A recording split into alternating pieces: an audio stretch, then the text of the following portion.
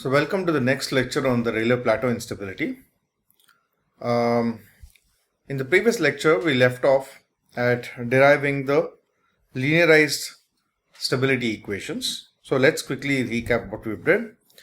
We took a stationary filament, considered varicose mode of perturbations, introduced the normal mode form for the perturbation, but we haven't used it yet. But we said that the amplitude of this perturbation is very small, and we got rid of all the axisymmetric terms, and then we linearized the equations. And what we now have is a set of simplified linear governing equations. These are linear axisymmetric partial differential equations. Okay. Now we will introduce the normal mode form. Okay. The normal mode form, we introduce it as follows.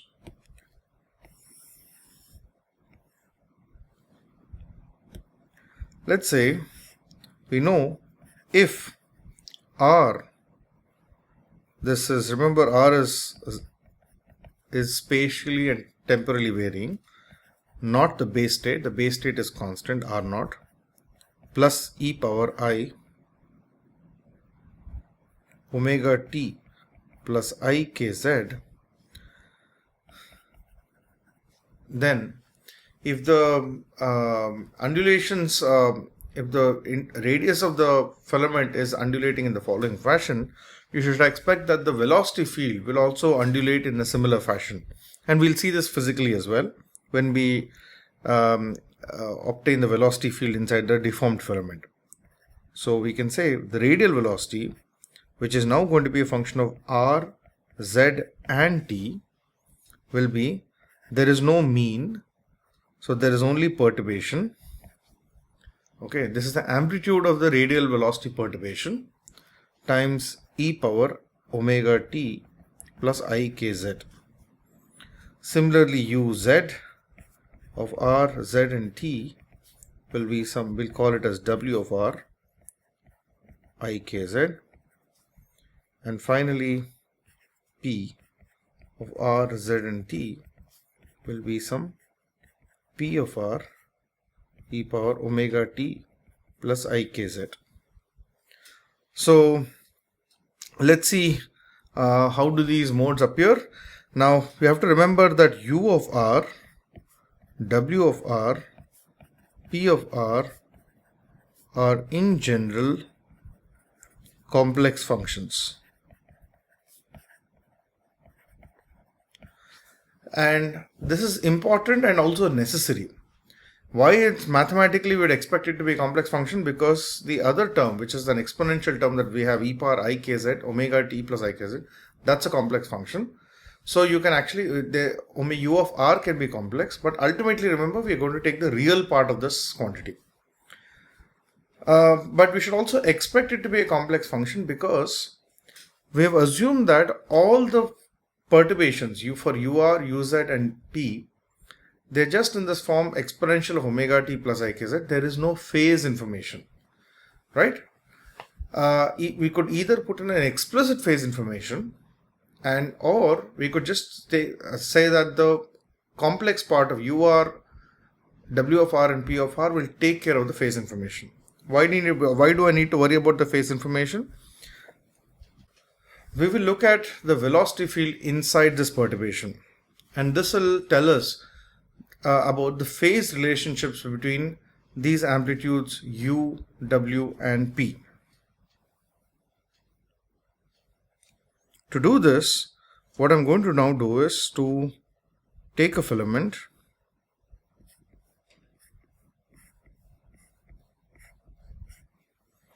and create an undulation on the filament. I have a crest here, and then I have a depression here, I have a crest here, and another depression, right? So the locations where I have the crest and the depression, I'll mark it. For example, somewhere here, the radius is at its maximum.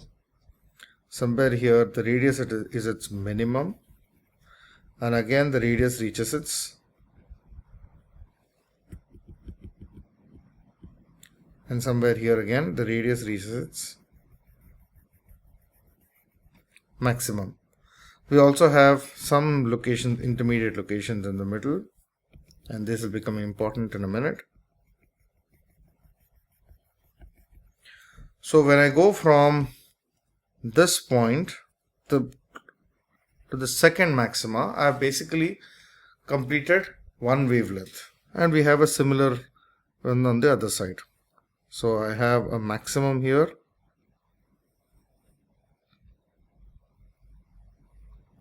I have a minima here, I have a maxima here, and a minima here. That's the idea of this varicose mode.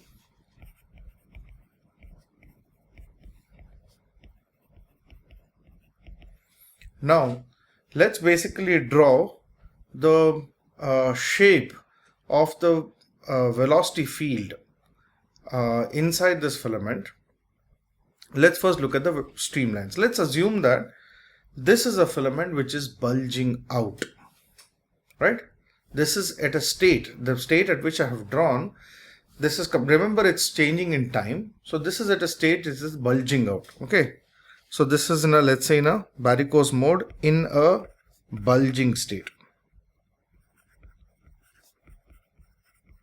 Meaning it is at that stage where the crests are becoming bigger and the troughs are becoming narrower, right?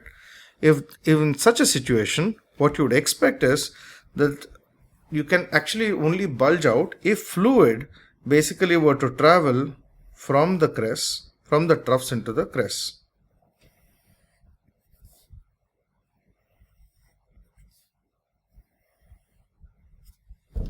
Right?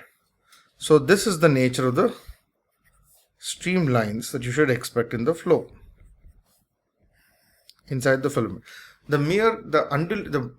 fact that I've created this undulation means that I have also set up a velocity field of this kind. Right? Now let's look at the let's make a plot of the velocity field at the axis. Okay.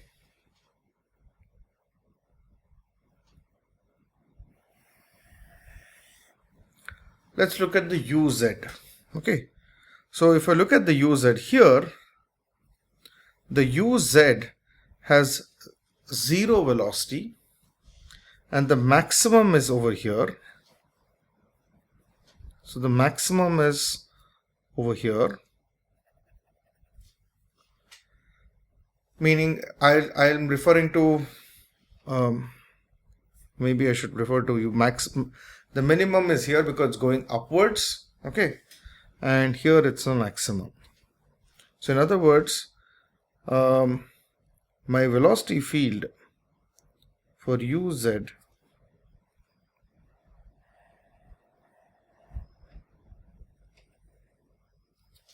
would look something like this. This is the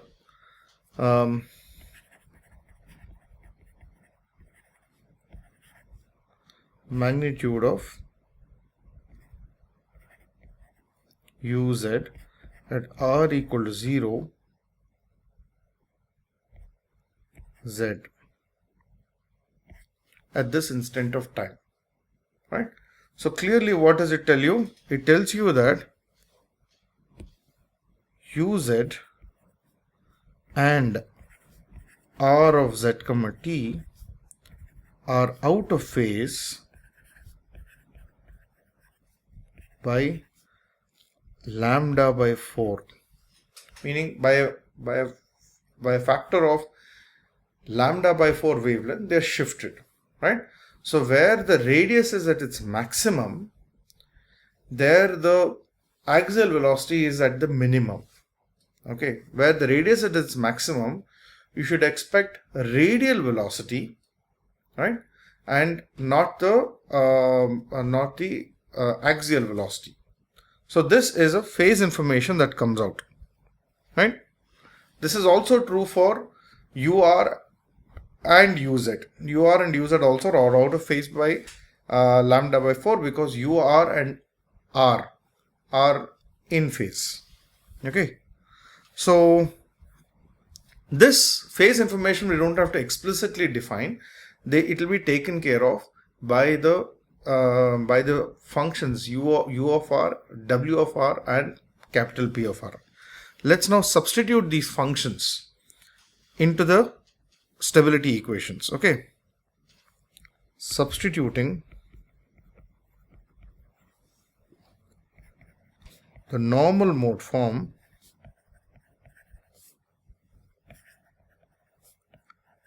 of the solution into the linearized equations.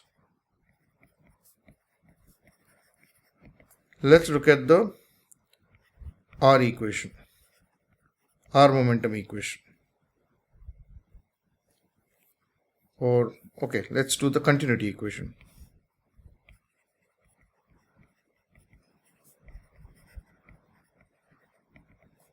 If you look at the continuity equation, what's the first term that we have? We have del u r by del r, but here only capital U of r is a function of r. So this becomes d capital U of r by dr exponential of omega t plus ikz, plus I have u r by r, that will be capital U of r by r z, plus finally we have w of r e power omega t plus ikz, and the derivative of with respect to z, that's ik, is equal to 0. Okay, so cancelling out, because it can never be omega e power omega t plus ikz, because it can never be 0.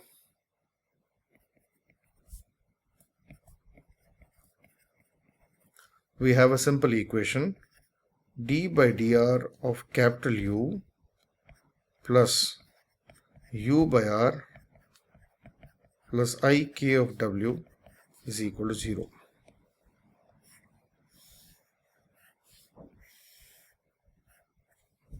Okay, we'll call this equation as A. Okay, R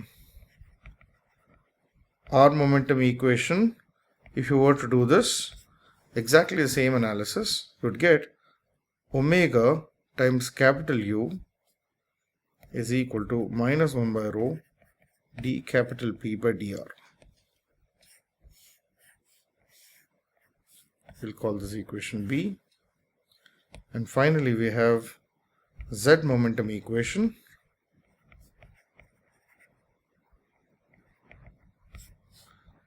omega w is minus ik by rho of capital P.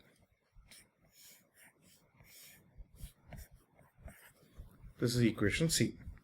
Okay, so now what do we have now? Let's summarize all these equations. Simplified equations. What are the simplified equations we have again? D capital U by dr plus u by r plus ik omega is equal to 0, ikw, sorry, and then we have omega capital U is minus 1 by rho d capital P by dr, and omega times w is minus ik by rho of capital P. These are three equations that we have, right?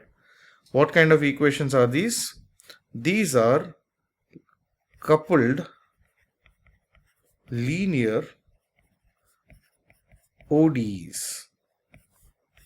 And if you remember the lecture on the stability analysis, I said from the linearized equations, when we substitute the normal mode form, what we get are ordinary differential equations or coupled ordinary differential equations. That's exactly what we have got. Okay, so what we want to do is we want to eliminate P from these equations.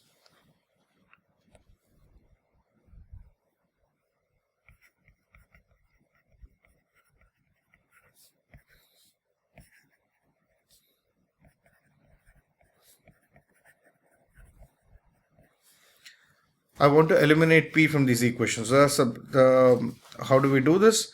We have a relationship between W and P. I can substitute W into the continuity equation, that's equation A.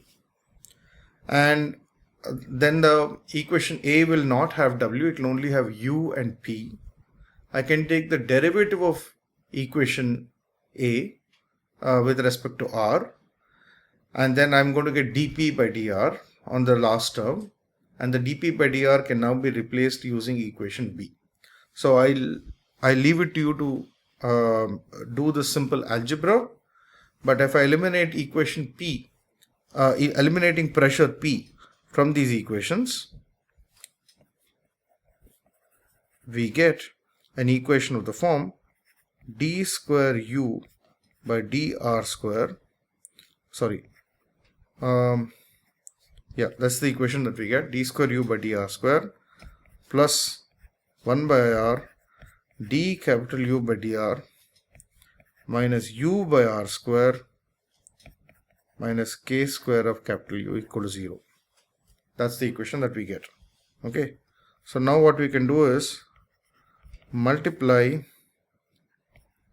by r square, and we get r square times d square u by dr square plus r d capital U by dr minus 1 plus k square of r square times capital U equal to 0.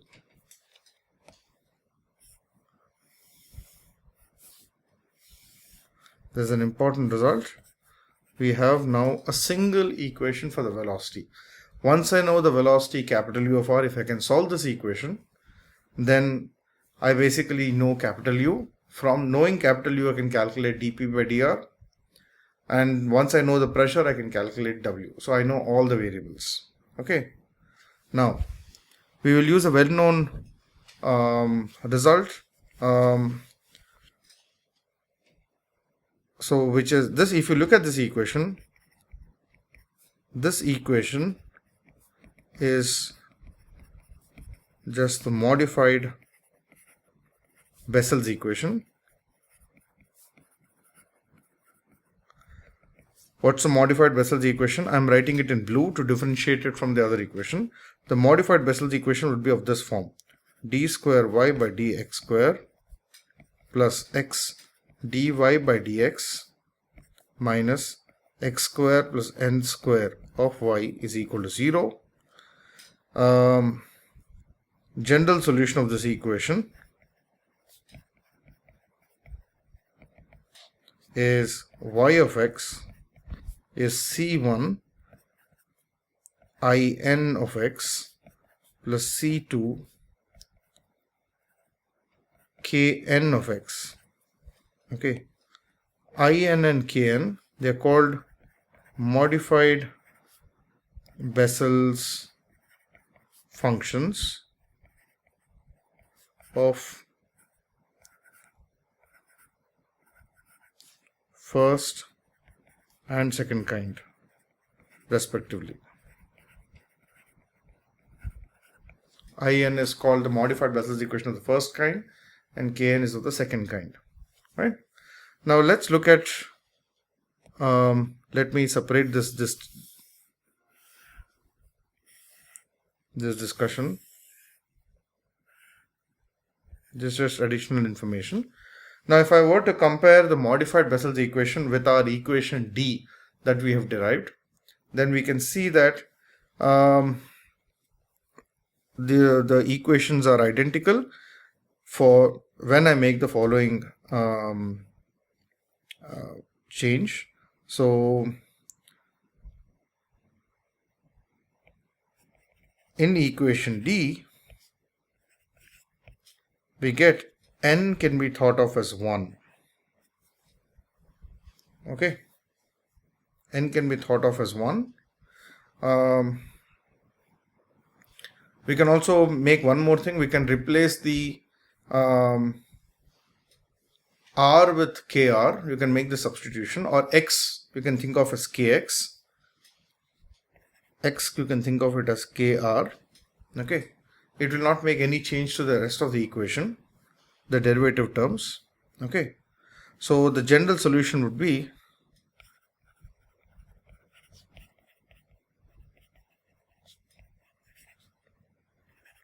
of equation D would be u of r, the radial velocity eigenfunction, will be c1 I1 of x, that is x is kr, plus c2 k1 of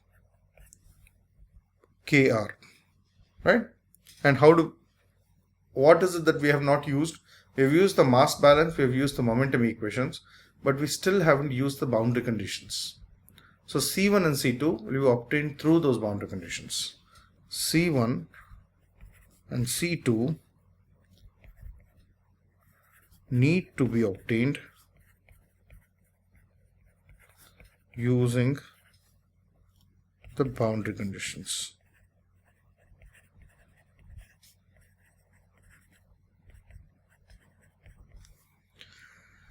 Now, it's instructive to look at how do these functions look like. For example, if I were to make a plot of kr, or let's say x versus I1 of x, and I will use, for the other color, I'll make a different color. So this is k1 of x. How do these functions look like? K1 would look something like this. It will diverge as one approaches x equal to 0,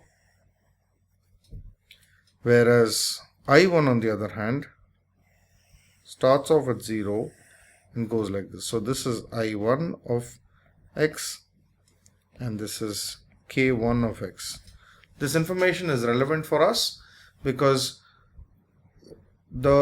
these functions, modified Bessel functions, they ultimately are the solutions of the velocity field u of r, and you cannot have u of r, as r goes to 0, you cannot have u of r to be very large. So even before we do anything, we can anticipate that this k1 of r is a troublesome term. We have to suppress it, right? So this is a good place to stop here. And let me quickly summarize what we have seen so far. We have